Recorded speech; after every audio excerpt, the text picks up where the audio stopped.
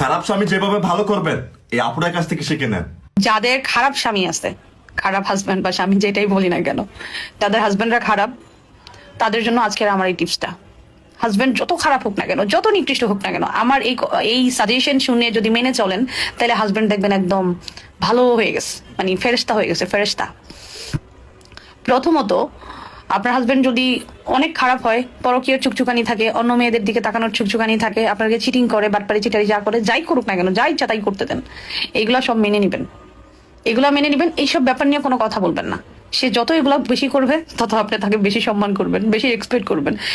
দুর্ভাগ্যবশত ছেলেরা এগুলো আশা করে যে তারা বাইরে যাই করুক না কেন, যাই করুক না কেন, যত অন্যায় কাজ করুক না কেন, যত মেয়েদেরকে নিয়ে ঘুরে ফিরে আসুক না কেন, মেয়েদের পিছনে টাকা পয়সা উড়ুক না কেন, মেয়েদের সাথে কথা বলতে লাইক করুক, যাই করুক না কেন, আপনি অ্যাজ আ ওয়াইফ সবকিছু মাইনে নিবেন। আপনি যদি একজন ভালো বউ হইতে চান, তাহলে এটা আপনার মাস্ট বি করতে হবে। আপনার ধৈর্য ক্ষমতা অনেক হাই লেভেলের হইতে হবে। যদি আপনার ধৈর্য ক্ষমতা অনেক হাই লেভেলের না হয়, তাইলে আপনি ভালো বউ কোনোদিনও হইতে পারবেন না, একজন ভালো ওয়াইফ জীবনেও হইতে পারবেন না।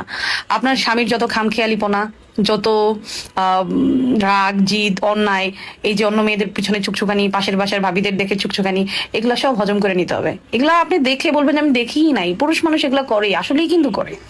পুরুষ মানুষ এগুলা করবেই, এটা নিয়ম। এটা হয় না যে পূর্ব আমল থেকে হয়ে আসছে, পুরুষরা এক নারীতে স্যাটিসফাই হবে না, এটা পূর্ব আমল থেকে হয়ে আসছে। আল্লাহ বলে দিচ্ছে 3-4টা বিয়ে করতে তাদেরকে, আর তারা এটা মন থেকে মানে। যদিও অনেক অ্যাবিলিটি থাকে না অনেক পুরুষ মানুষের, জন্য অনেকগুলো বিয়ে করতে পারে না, বাট মনের ইচ্ছাটা কিন্তু খুব থাকে তাদের, যে পারলে 2-3টা বিয়ে করতো। তারা চালাইতে পারুক আর না পারুক, মনের ইচ্ছা ঠিক থাকে।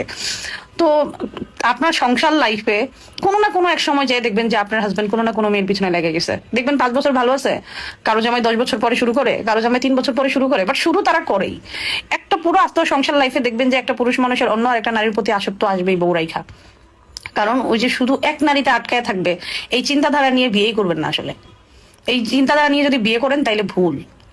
এরা এক নারীতে আসক্ত কিছু পুরুষ মানুষ শুধরায় যায়। কখন শুধরায় জানেন? যারা আকাম কুকাম করতে করতে একদম মনে করেন যে বিরক্ত হয়ে গেছে, তারা কিছুদিনের জন্য মানে একটু চুপ হয় আর কি, তারপর আবার শুরু করে। পুরুষ মানুষ বউরাইখা অন্য মেয়ের পিছনে ঘুরবে, এটা স্বাভাবিক ব্যাপার, খুব নর্মাল ব্যাপার। এটা মাইনে নিয়ে সংসার করবেন।